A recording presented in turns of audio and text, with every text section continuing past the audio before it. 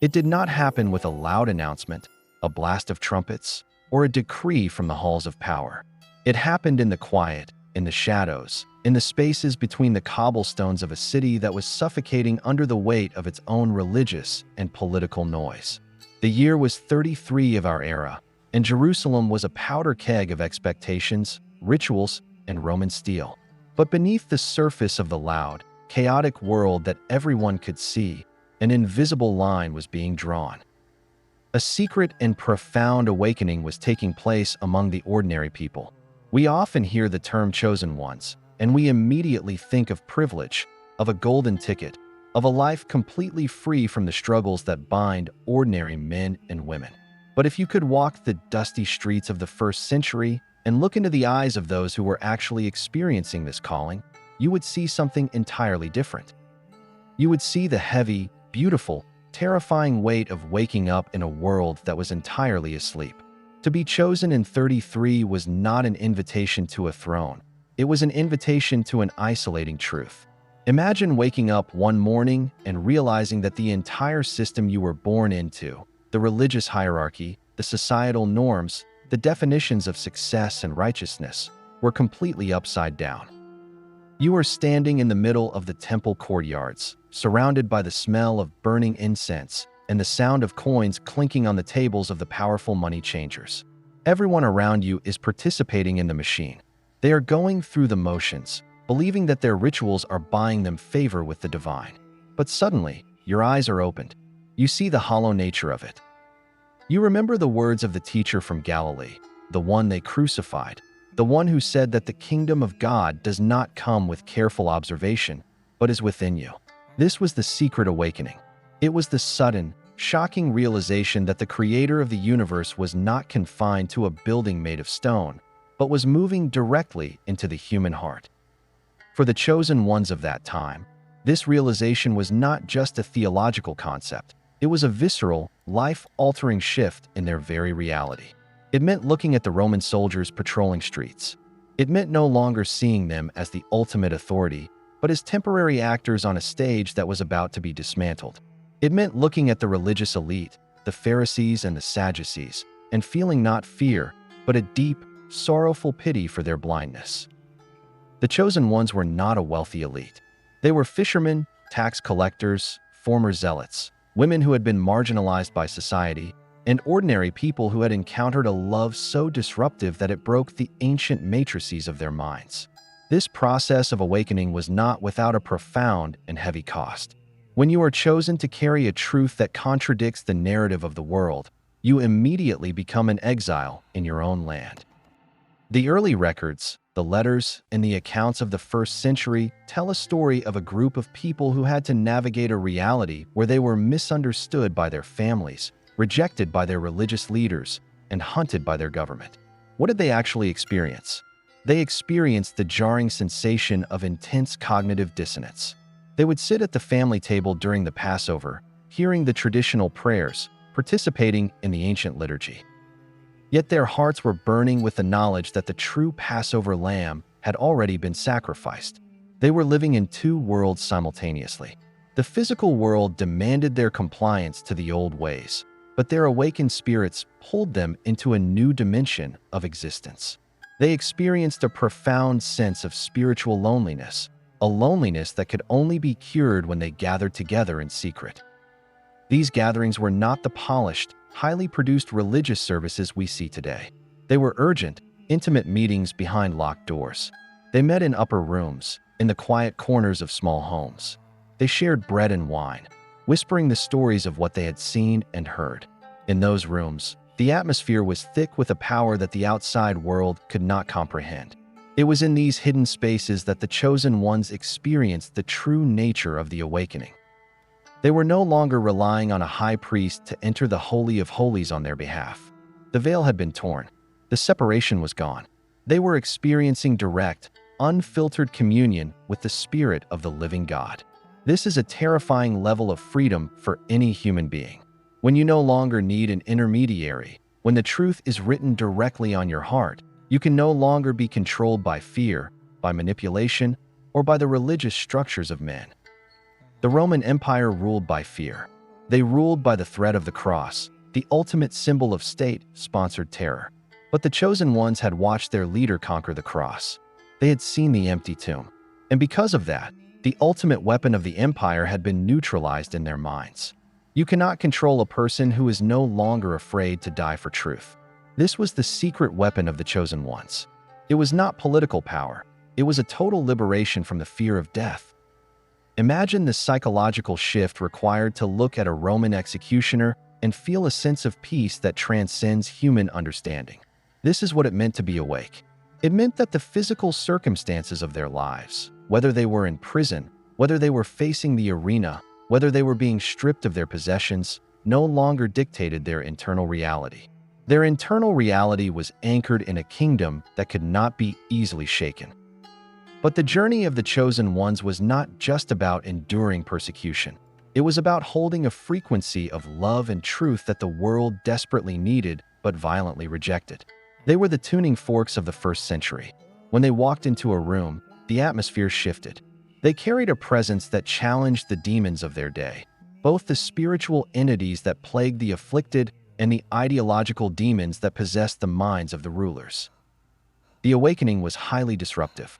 It disrupted economies, as we see in the historical records when the ancient silversmiths completely rioted. They rioted because the chosen ones were opening people's eyes to the reality that gods made by human hands are not gods at all.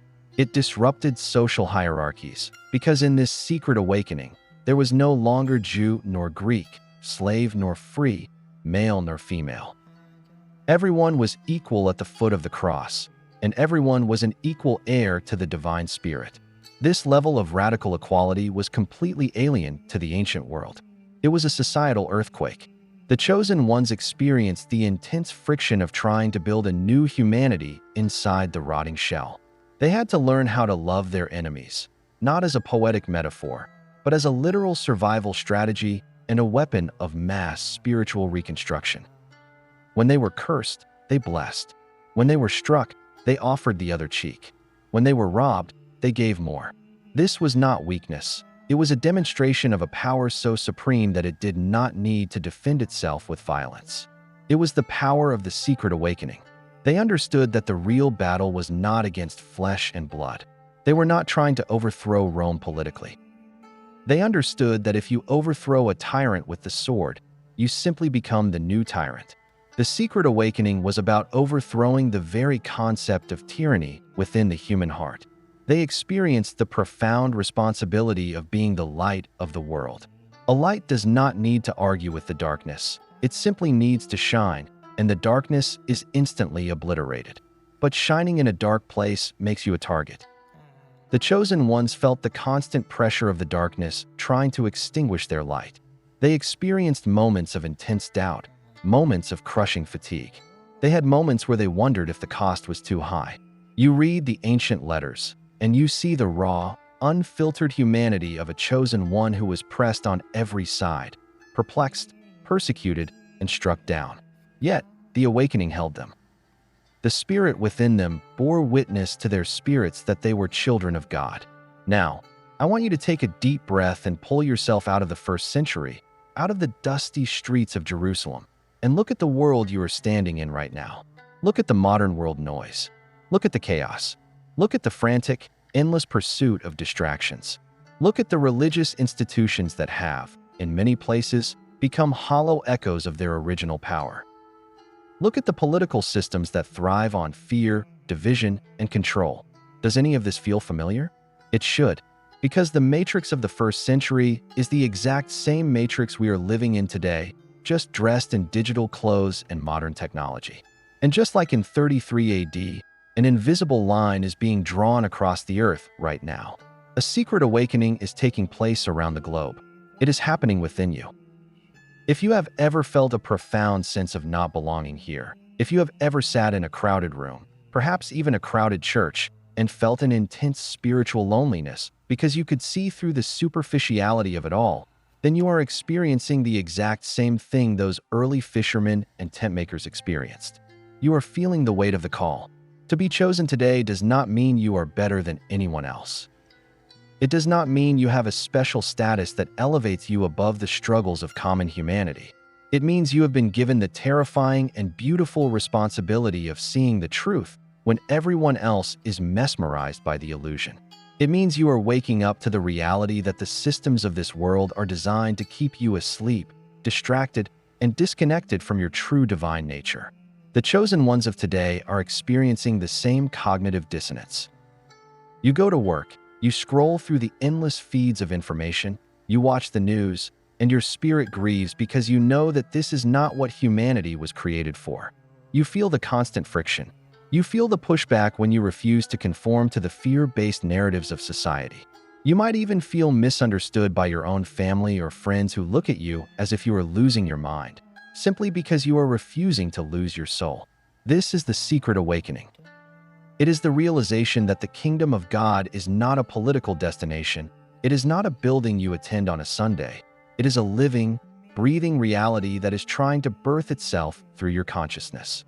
You are experiencing the tearing of the veil in reality.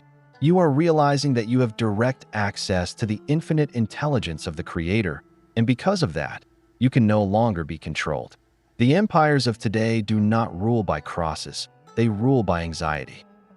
They rule by keeping you in a constant state of lack, fear, and dependency. But the awakening within you neutralizes that anxiety. When you truly realize who you are, when you realize that the same spirit that raised the teacher of Galilee from the dead is currently dwelling inside your physical body, the fear loses its grip. You experience the exact same liberation. You find liberation from the fear of death, the fear of failure, and the fear of the opinions of men. You become dangerous to the system, not because you are violent, but because you are free. This freedom is the hallmark of the chosen ones. It is a quiet, unshakable confidence that allows you to walk through the fire of the 21st century without smelling like smoke. You are being called to be the tuning fork in your generation. When you walk into a room, the atmosphere is supposed to shift. You are not called to argue with the darkness. You are called to shine so brightly that the darkness has no choice but to flee. This is why you feel the pressure. This is why the battles in your mind have been so intense. The darkness knows exactly what you carry, even if you are just beginning to figure it out yourself. The resistance you are facing in your personal life, the financial struggles, the relational betrayals, the mental fatigue, none of this is an accident. It is the friction of the old world trying to crush the new world that is being born inside of you right now. But they could not crush the chosen ones in 33 AD, and they cannot crush you now. The awakening is irreversible. Once you see the truth, you cannot unsee it. You cannot go back to sleep. You must embrace the weight of your calling. You must gather with those who see what you see. You must find your upper room, whether it is a physical space or a digital community of truth seekers who are refusing to bow to the idols of this age. You must share what you are learning, because your voice is the exact frequency someone else needs. Someone needs to hear your voice to break out of their own slumber. This journey is not for the faint of heart, but it is the greatest adventure a human soul can undertake. If this message resonates with the deepest part of your spirit, if you recognize the signs of the secret awakening in your own life, then do not walk this path alone. Share this message with someone who you know is feeling the same isolation. Send it to the friend who is waking up. Become the messenger that this generation so desperately needs in these very dark times. If you are ready to continue exploring the profound depths of the scriptures, the historical truths that have been hidden from us, and the spiritual realities that are shifting our world right now, make sure you are subscribed to this channel. We are building a community of the awakened, a gathering of the chosen who are ready to stand in the truth. Welcome to the awakening. Your time is now. The world is waiting for you to fully embrace the light that was sparked 2,000 years ago. Step into your purpose. Walk in the truth. The journey begins today. Let this message sink into the deepest places of your heart. Allow the reality of 33 AD to wash over your modern existence. The chosen ones were ordinary people who made an extraordinary choice. They chose the invisible over the visible, the eternal over the temporary, and the truth over the illusion. You are being asked to make that exact same choice today. The cost will be high, but the reward is a life of unimaginable freedom and purpose. You will face opposition, but you will never face it alone. The spirit that guided them through the streets of ancient Jerusalem is the exact same spirit guiding you through the complexities of the modern world. Trust that inner voice. Lean into the discomfort of growing into your true spiritual identity. The world is groaning for the manifestation of the children of God. It is waiting for the chosen ones to stop hiding, to stop apologizing for their light, and to start walking in the full authority of their divine inheritance. This is not a drill. This is the moment you were born for. Do not let the noise of this world drown out the whisper of the divine calling your name. You have been selected for a time such as this. The secret awakening is no longer a secret. It is bursting forth into the open, and you are on the front lines of this beautiful, terrifying, glorious revolution of the human spirit. Keep your eyes open. Keep your heart soft. Keep your spirit attuned to the frequency of heaven. The road ahead will require everything you have, but it will give you everything you need. Stand firm. Shine bright. The awakening has come.